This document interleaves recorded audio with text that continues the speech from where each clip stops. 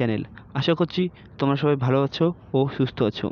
তোমরা যারা ডাব্লিউবিপির মেন রেজাল্টের জন্য অপেক্ষা করে আছো, তোমাদের জন্য অবশ্যই এটা সুখবর হতে চলেছে। ভোটের আগেই জয়েনিং হতে পারে ডাব্লিউবিপি কনস্টেবল 2024। দেখো, ডাব্লিউবিপি কনস্টেবল পরীক্ষা হয়ে 3 মাসের বেশি কিন্তু সময় হয়ে গেছে। সাধারণত মেন্স পরীক্ষার শেষ হওয়ার পর অনেক বেশি কিন্তু সময় নেয় না এই পিআরবি বোর্ড। কোনো আশা দেখতে পারিনি আগে, কিন্তু এখন একটা নাম্বার ভিত্তিক শর্টলিস্ট ডাব্লিউবিপি পিআরবি বোর্ড।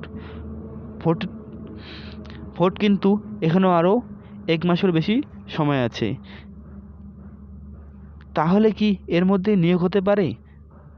দেখো, ইন্টারভিউ শেষ হয়ে 1 মাসের বেশি সময় হয়ে গেছে। দেখো, এখন কিন্তু মেরিট লিস্ট প্রকাশিত হলে জয়েনিং শীঘ্রই শুরু করবে। মেন্স শর্ট লিস্ট প্রকাশিত হওয়ার খুব বেশি সম্ভাবনা আছে, কেননা ইন্টারভিউ শেষ হয়ে 1 মাসের বেশি সময় হয়ে গেছে। কেননা ঠিক করে কেউ বলতে পারছে না ডাব্লিউবিপি পিআরবি বোর্ড কবে জয়েনিং নেবে। কিন্তু পিআরবি বোর্ড যদি চায়, তারা কিন্তু ভোটের আগেই জয়েনিং